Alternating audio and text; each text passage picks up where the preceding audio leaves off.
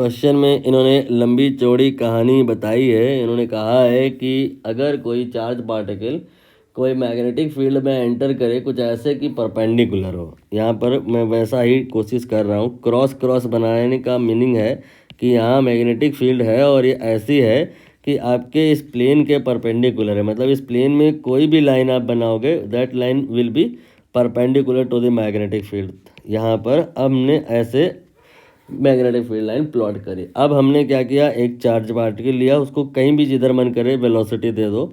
हमने इसका velocity right side को बनाया तो ये वेलोसिटी फील्ड के परपेंडिकुलर माना जाएगा।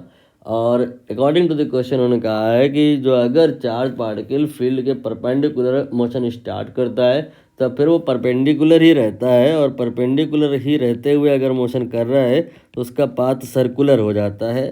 और अगर सर्कुलर हो जाता है तो सबसे पहले मन में ये ख्याल आता है कि उसकी रेडियस कितनी होगी। उसके लिए इन्होंने फार्मूला बता दिया है कि वो होगी mv/qb।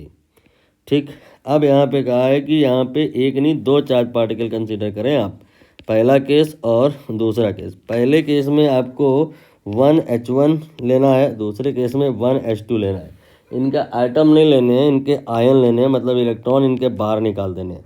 1h1 की अगर हम बात करें तो इसमें इलेक्ट्रॉन प्रोटॉन न्यूट्रॉन 1 1 एंड 0 होता है।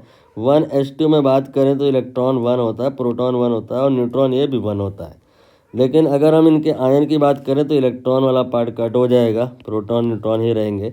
अभी अगर हम इनकी Q और M की बात कर लें तो 1h1 वाले आयन में Q E के बराबर होगा because of proton, plus E कह सकते हो, और जो मास होगा वो बिकॉज ऑफ प्रोटॉन यानी कि M हो जाएगा। और अगर हम बात करें 1h2 के आयन में तो चार्ज इसकी वजह से तो होता ही नहीं है, तो इसके होने के बाद भी चार्ज तो उतना ही रहेगा, बट मास में फ़र्क आ जाएगा। प्रोटॉन का मास और न्यूट्रॉन का मास दोनों का ही मास यहाँ पर लेना होगा, बराबर होता है लगभग में, तो m और m मिला के 2m हो जाएगा।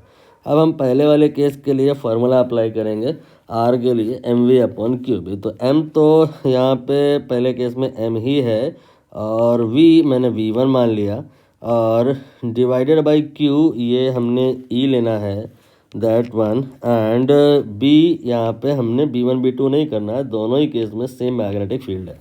दूसरे केस में जो आपका 1h2 ड्यूटेरियम का है तो q और m यहाँ पर आपको क्लियर हो गया होगा, तो वैल्यू पुट कर लेते हैं। m के स्थान पर 2m, v की जगह पे v2 एंड q की जगह पे e then b। Now we have to find here r1 by r2, so divide these two. If we divide these two, what we get, let us check out. जो आपका m है, e है, b है, ये तो cancel होता हुआ दिख रहा है मुझे। v1 आएगा, फिर इधर 2v2 आएगा। अब मुझे v1 और v2 की वैल्यू या इनका रेशियो चाहिए। ये क्वेश्चन में दिया है 2:1 है, तो ये आपने 2 रखना है, डिवाइड बाई 2 करना है, कैंसिल हो जाएगा। फाइनली 1:1 यानी कि डी वाला जो आंसर है आ जाएगा।